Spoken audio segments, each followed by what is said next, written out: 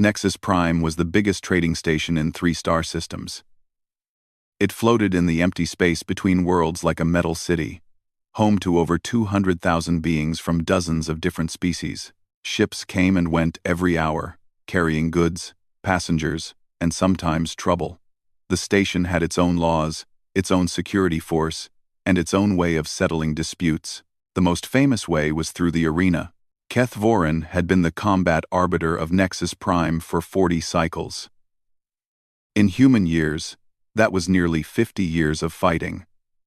He was a Dralith, a species that looked something like a lizard standing on 2 legs, but much larger and far more dangerous. He stood 7 feet tall, covered in dark green scales that could stop a knife blade. His eyes were yellow with black slits, and when he looked at you, you felt like prey. But his scales were not what made him legendary. His brain was. The Dralith had evolved on a world full of fast predators. To survive, their minds had developed the ability to process information at incredible speeds during moments of danger. When Keth Vorin fought, time seemed to slow down for him.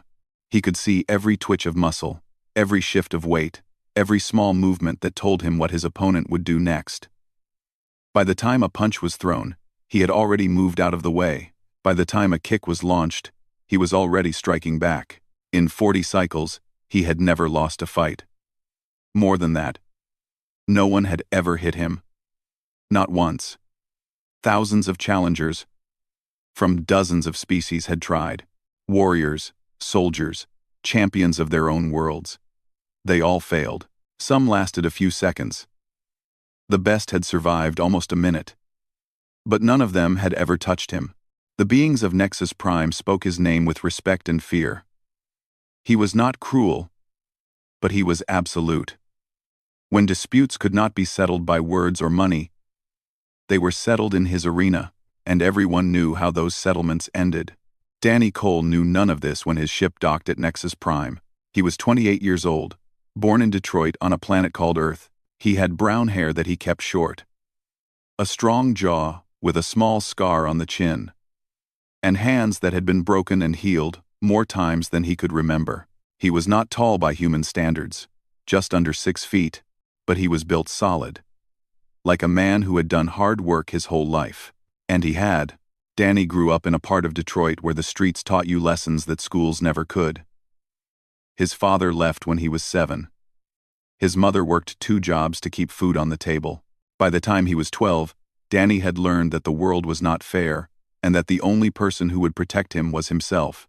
He started fighting at 14. Not for fun, but for money. Underground boxing matches in abandoned buildings, where men bet on teenagers beating each other bloody. Danny lost his first 3 fights. He got his nose broken, his ribs cracked, and his pride shattered. But he kept going back. He had no choice. His mother needed medicine, and medicine cost money. By 16, he stopped losing. By 18, he was one of the best in the city. Not because he was the strongest or the fastest, but because he learned something that changed everything. He learned to hit without warning. Most fighters telegraphed their punches. They shifted their feet, pulled back their shoulders, tensed their muscles. These small movements happened in fractions of a second, but trained eyes could see them. Danny learned to remove them. He learned to strike from stillness, to throw a punch without any preparation at all. It felt unnatural at first, like trying to speak without opening your mouth, but he practiced until it became as easy as breathing.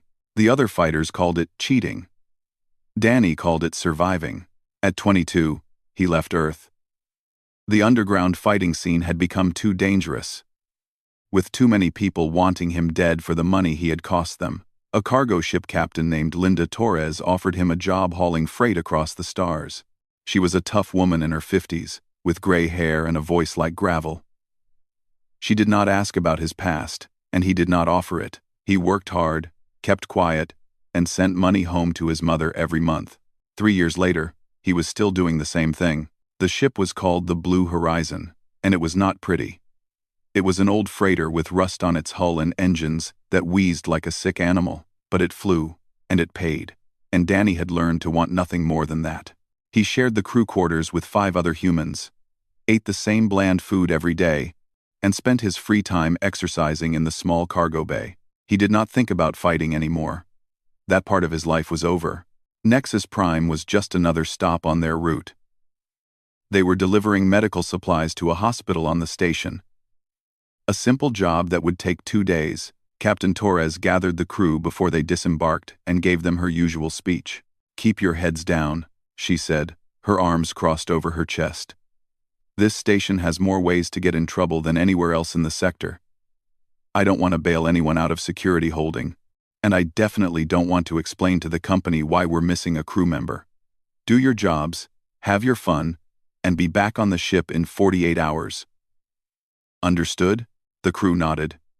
Danny nodded with them. He had no plans to cause trouble. He never did.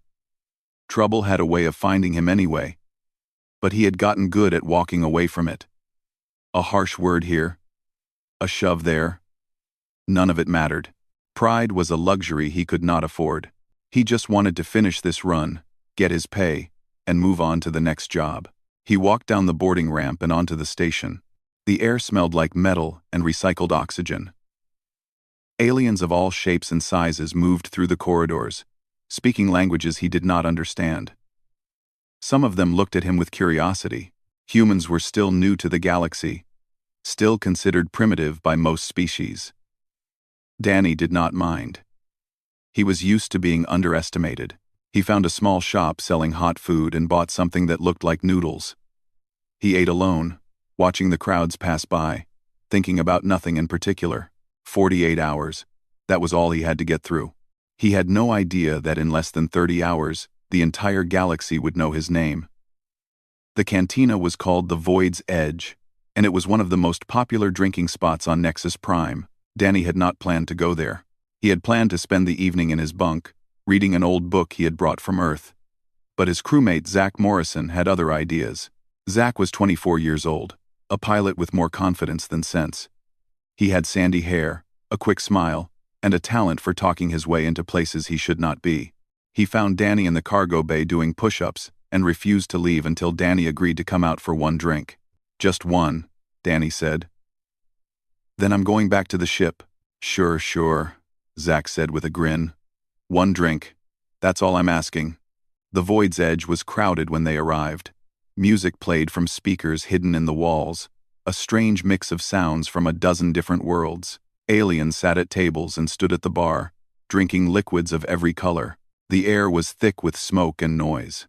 Danny and Zach found a small table near the back and ordered drinks. Danny asked for water. Zach laughed and ordered something blue that glowed faintly in the glass. They talked about nothing important. The next job, the state of the ship, a girl Zach had met at the last station. Danny listened more than he spoke, his eyes moving around the room out of habit. He noticed the exits, the big aliens who might cause trouble, the security officers standing near the door. He also noticed the Veloxi. There were 5 of them sitting at a large table in the center of the room. They were tall, insectoid beings with hard shells covering their bodies and large compound eyes that reflected the light. Their limbs were thin but strong, ending in sharp points that could cut through flesh. They wore expensive clothes and spoke loudly, clearly used to being the most important beings in any room. Danny had heard of the Veloxi. They were traitors, famous across the galaxy for their wealth and their arrogance. They looked down on most species, but they saved their greatest contempt for humans. To the Veloxi, humans were little more than animals who had stumbled into space by accident. Danny did not care what they thought. He turned his attention back to Zach's story about the girl. That was when he heard the scream. It came from a table near the Veloxi. A young human woman had jumped to her feet, clutching her arm. Even from across the room, Danny could see the smoke rising from her skin. One of the Veloxi was standing over her, an empty glass in his hand, laughing. Danny was moving before he realized it. He pushed through the crowd and reached the woman in seconds. Her arm was badly burned, the skin red and blistering. The liquid from the glass had been corrosive, some kind of acid that the Veloxi could drink but that destroyed human flesh. "Let me see," Danny said, keeping his voice calm. The woman looked at him with pain and fear in her eyes. "It burns," she said. "It won't stop burning." Danny pulled out the small canteen of water he always carried and poured it over her arm. It would not heal the damage, but it would wash away the acid and stop it from going deeper. The woman gasped, then let out a shaky breath as the burning eased. "Thank you," she whispered. "I'm Katie. Katie Brennan." "Danny," he said. "We need to get you to a medical bay." "How touching." The voice came from behind him. Danny turned and found himself facing the Veloxi who had thrown the drink. He was taller than the others, his shell a deep purple color, his eyes glittering with amusement. "The little human plays hero," the Veloxi said. His name was Scrix, and he was a trade lord, one of the wealthiest beings on the station. "She should have moved out of my way. It was her fault." "You burned her," Danny said quietly. "She is human," Scrix replied, as if that explained everything. "Humans are clumsy. Stupid. You do not belong among civilized species. You should have stayed on your dirty little world." Danny felt the old familiar coldness spreading through his chest. It was the feeling he used to get before a fight, back in Detroit, the world becoming sharper, clearer, slower. But he pushed it down. He was not that person anymore. He was a cargo hauler. He walked away from trouble. "Come on," he said to Katie, reaching out to help her stand. Scrix's arm moved faster than Danny expected. The hard edge of his forearm struck Danny across the face, opening a cut on his cheek. Danny stumbled back, blood running down his jaw. The cantina went silent. "Know your place, animal," Scrix said coldly. Danny stood very still. The blood dripped from his chin onto the floor. Everyone was watching. Zach had pushed forward through the crowd, his face pale with shock. Under station law, Danny now had the right to demand formal combat. The blow had been witnessed by dozens of beings. His honor had been publicly damaged. He could challenge Scrix to a fight in the arena, but everyone knew what that meant. The combat arbiter was Keth Voran, and Keth Voran had a business arrangement with the Veloxi trading houses. Scrix had paid for protection. Any fight would be judged in his favor. Danny knew this. He had heard the crew talking about it earlier that day. The system was corrupt. The game was rigged. But Danny had grown up in a world where every game was rigged. And he had learned that sometimes the only way to win was to change the rules. "I demand formal combat," he said, his voice carrying across the silent room. Scrix laughed. "Foolish creature.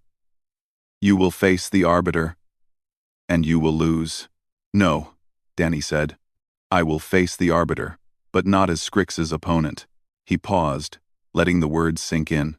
"I invoke the right of substitution. I accuse the arbiter himself of corruption. I challenge Keth Voran to combat." The silence became something deeper. Something like shock. Zach grabbed Danny's arm. "Are you insane? No one has ever hit him. You'll die." Danny looked at his friend with calm eyes. "Maybe," he said. "But at least I'll die on my feet." The station council had no choice. The ancient laws were clear. The challenge was accepted.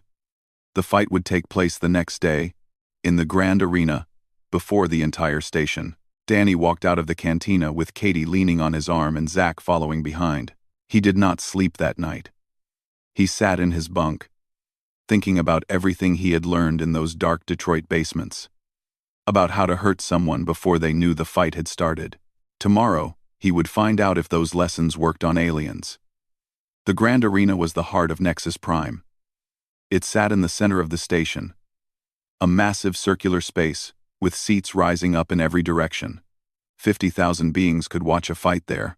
On this day, every seat was full. Word had spread fast. A human had challenged Keth Voran.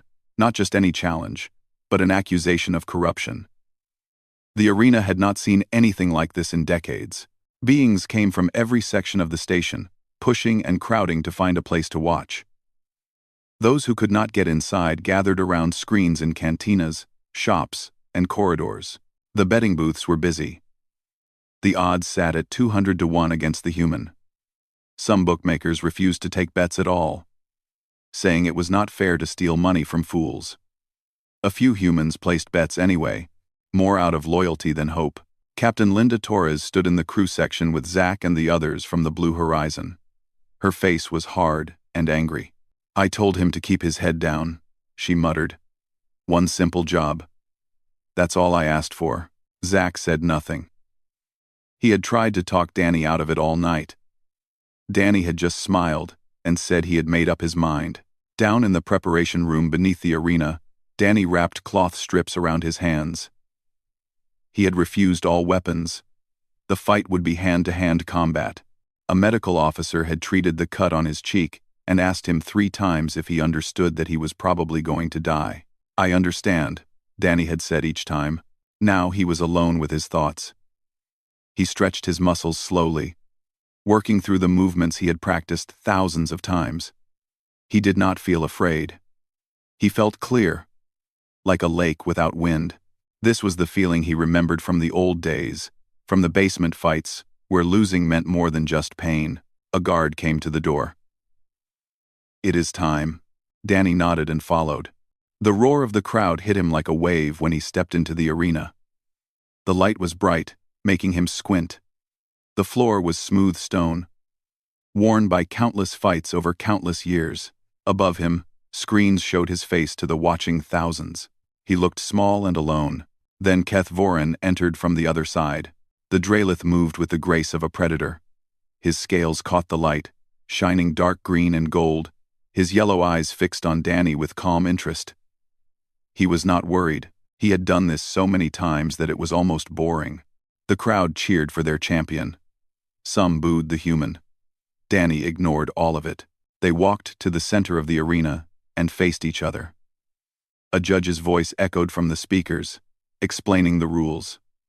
The fight would continue until one combatant surrendered or could not continue. Killing was permitted but not required. Both fighters indicated their understanding. The judge raised his hand. The arena fell silent. The hand dropped. Keth Voran began to activate his combat perception. His species called it the sight, the ability to slow time and read an opponent's movements before they happened. He had relied on it for 40 cycles. It had never failed him. His mind reached out, analyzing the human standing before him. He looked for the small signs that always came before an attack. The tension in the shoulders, the shift in weight, the movement of the eyes. He saw nothing. The human stood perfectly still. His muscles were relaxed. His weight was balanced. His eyes looked straight ahead without focus. There were no signs to read because there were no signs being given. Keth Voran felt the first moment of confusion he had experienced in years. Then Danny hit him in the throat. There was no warning. No movement that the sight could detect. One instant the human was still. The next his fist was buried in Keth Voran's neck. The blow struck the soft tissue between the scales with perfect accuracy. The Dralith's eyes went wide with shock. Before he could react, Danny hit him again. A short, sharp punch to the ribs on the left side. Then another to the right side. The blows landed in the gaps between the armor-like scales, finding the vulnerable flesh beneath. Keth Voran tried to step back, tried to raise his arms in defense. But Danny was already inside his guard. A fourth punch connected with his jaw, snapping his head to the side. A fifth strike hit his temple, rattling his brain inside his skull. 5 hits, less than 2 seconds. Golden blood dripped from Keth Voran's mouth. The arena was completely silent. No one moved. No one breathed. They had just witnessed the impossible. Someone had hit the untouchable champion. Not once, but 5 times. Keth Voran staggered backward, his mind reeling. He had never felt pain like this in combat. He had never felt the shock of being struck before he could react. His sight was useless against this human because there was nothing to see. The human did not think before he attacked. He did not prepare. He simply acted. And by the time action became visible, it was already over. But Keth Voran was not the champion because of his sight alone. He was also strong, fast, and trained in combat since childhood. He roared and launched himself at Danny. The next 3 minutes were brutal. Keth Voran landed blows that would have killed a weaker being. His fists crashed into Danny's body like hammers. His tail swept Danny's legs out from under him.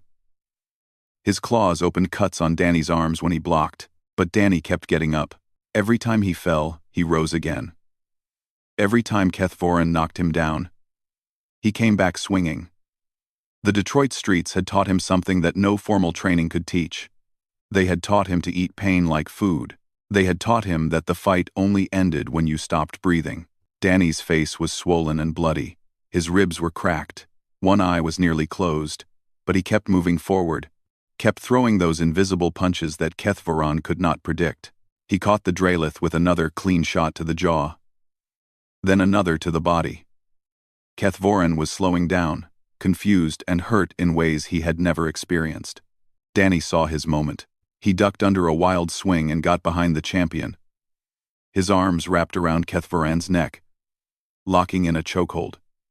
Back in Detroit, they called this move a rear naked choke. It cut off the blood to the brain. Even the strongest opponent would fall asleep in seconds. Kethvoran thrashed and fought, but Danny held on. His arms burned with effort. His vision blurred from exhaustion, but he did not let go. 10 seconds. 20 seconds. Kethvoran's movements grew weaker. 30 seconds. The Dralith slapped his hand against Danny's arm 3 times. The universal sign of surrender. The judge's voice rang out across the arena. The challenger wins.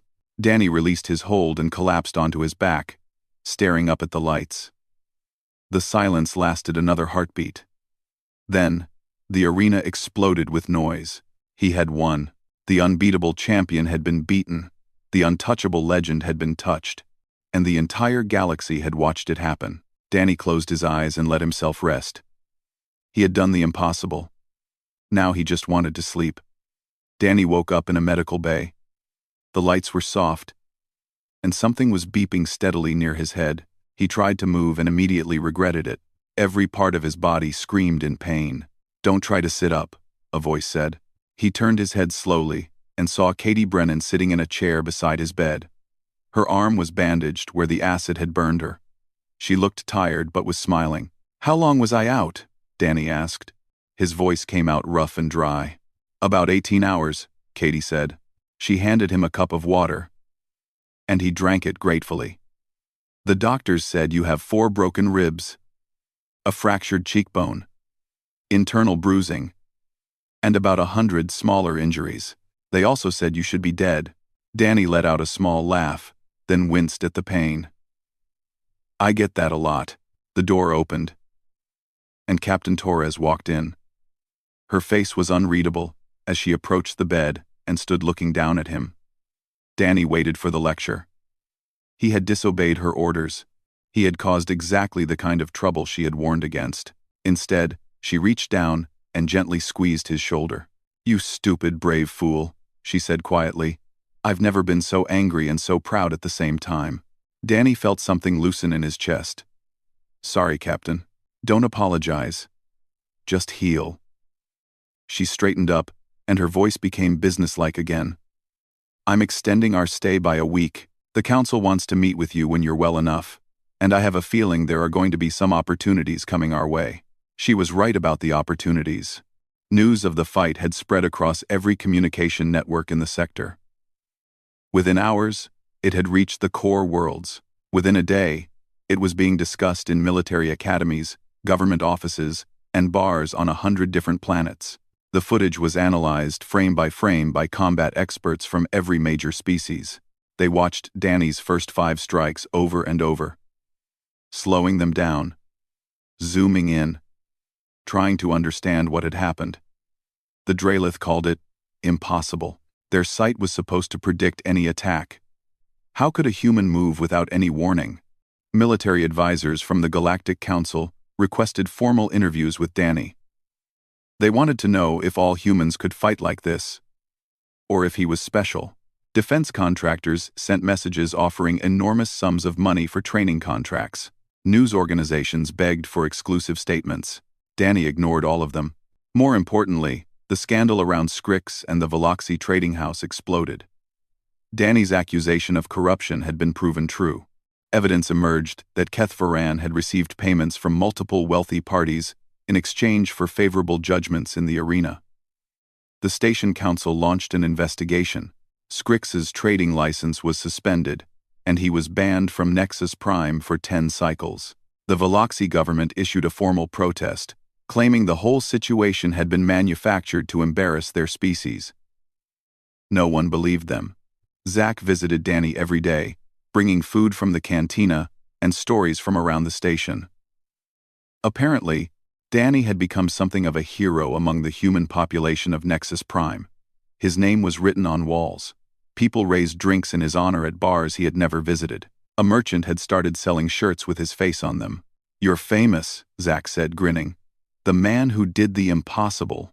"I just wanted a quiet trip," Danny said. "Yeah, well, you probably should have thought of that before challenging the most famous warrior in 3 systems to a fistfight." Danny had no argument for that. The other crew members from the Blue Horizon came to see him too. They were quiet, respectful, looking at him differently than before. He was not sure he liked it. He had never wanted to be special. He had just wanted to be left alone. Katie Brennan came every day as well.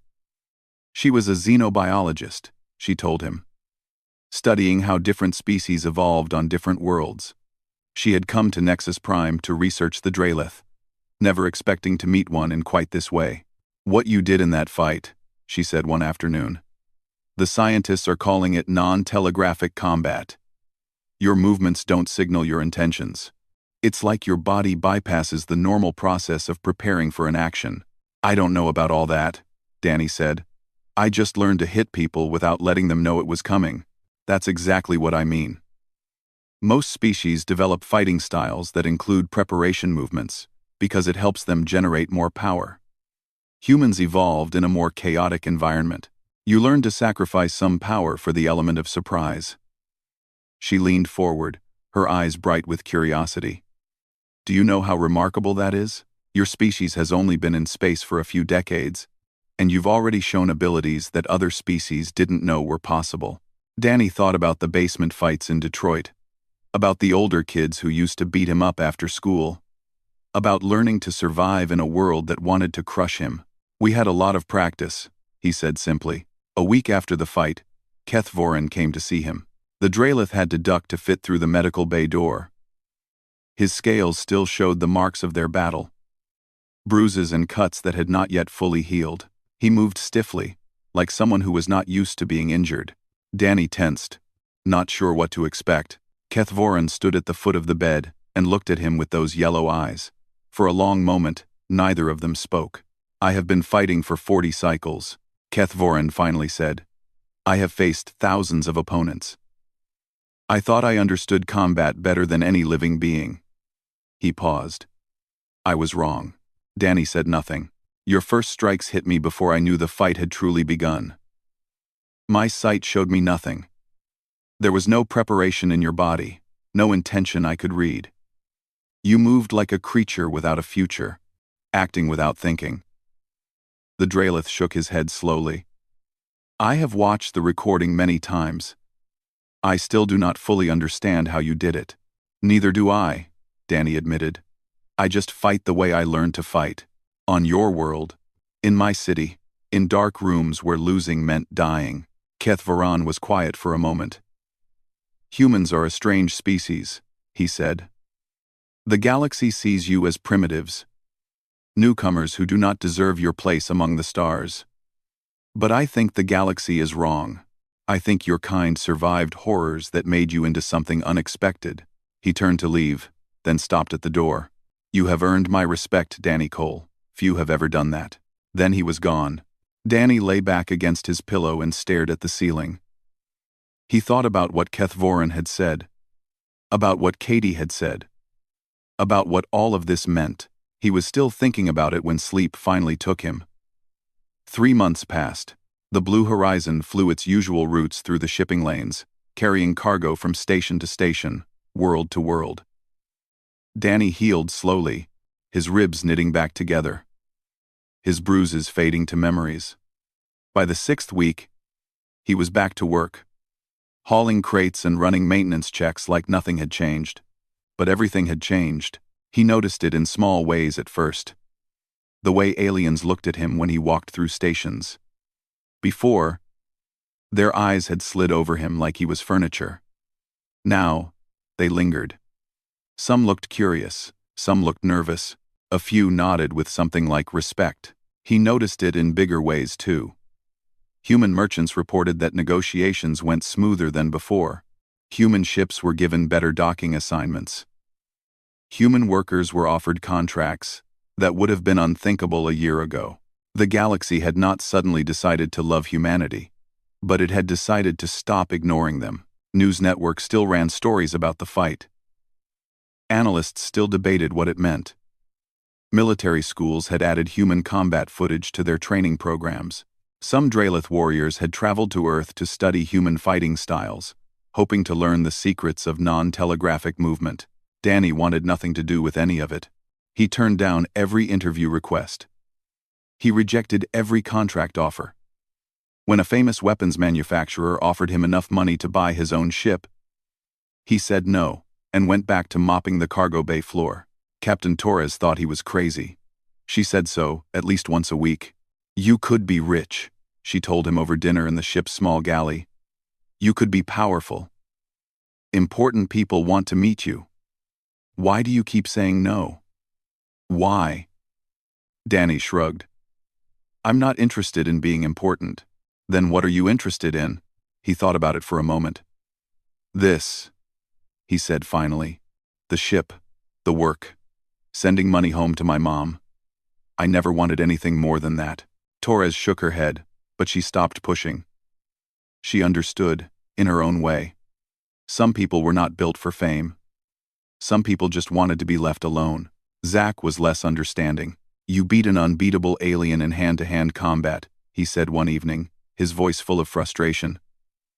"You're literally the most famous human in the galaxy right now. And you want to spend your life hauling boxes? I like hauling boxes. No one likes hauling boxes. I do." Zach threw up his hands and walked away. Danny smiled and went back to his work. The truth was more complicated than he could explain. The fame felt wrong to him, like wearing clothes that did not fit. He had not fought Keth Voren to become a hero. He had fought because a woman was hurt and a bully needed to be stopped. The fact that millions of beings now knew his name did not change who he was inside. He was still the kid from Detroit who learned to fight in basements. He was still the young man who sent every spare credit home to help his mother. He was still Danny Cole. Nobody special. Just trying to get through each day without causing trouble. Katie Brennan sent him messages sometimes. She had returned to her university to continue her research, but she was writing a paper about human combat adaptations. She asked if she could use footage of his fight. He said yes, as long as she did not put his name on it. She did not understand, but she agreed. Then, on a quiet Tuesday, Keth Voren found him. The Blue Horizon had stopped at a small trading post on the edge of mapped space. Danny was loading crates when a shadow fell across him. He looked up and saw the Draelith standing in the cargo bay door. "May I speak with you?" Keth Voren asked. Danny set down the crate he was carrying. "Sure." They walked to a quiet corner of the post, a small observation deck where they could see the stars through a thick window. Keth Voren stood with his hands clasped behind his back, looking out at the darkness. "I have spent the last 3 months studying humans," he said. "I have read your history. I have watched recordings of your wars, your sports, your entertainment. I have tried to understand why you are the way you are." Danny waited. "Your planet is brutal," Keth Voren continued. "Natural disasters, predators, disease, violence from your own kind. You have fought to survive since before you had language. Every generation faced death. Only the ones who adapted quickly enough lived to have children." He turned to look at Danny. "My species evolved advantages that made us better at combat. But your species evolved something different. You evolved the ability to be unpredictable, to change, to surprise. Is that good or bad?" Danny asked. "I do not know, but I think it is important." The Draelith paused. "I came here to make a request." "What kind of request?" "I want to learn from you, not fighting. I understand now that what you do cannot be taught. Not truly. But I want to understand humans. I want to see your world, meet your people, learn why you are the way you are." His yellow eyes were serious. "I have been a warrior all my life. Perhaps it is time to become a student instead. Danny thought about it. He imagined Keth Voren walking through Detroit, seeing the broken streets and abandoned buildings where Danny had grown up. He imagined the famous Drelith champion, eating at his mother's table, trying her cooking, hearing her stories. It was a strange image, but not an unpleasant one.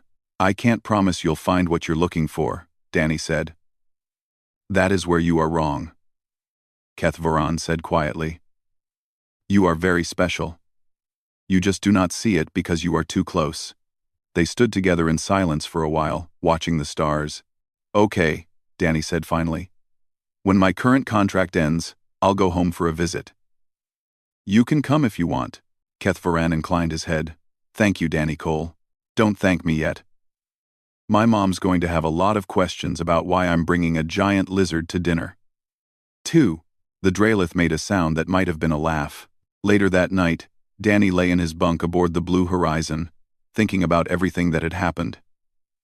He thought about the fight, the aftermath, the way the galaxy looked at humans now. He thought about what Keth Voren had said about unpredictability and survival. Maybe the alien was right. Maybe humans were something unexpected, something the galaxy had not prepared for. They had crawled out of the mud on a violent little world and learned to survive against impossible odds.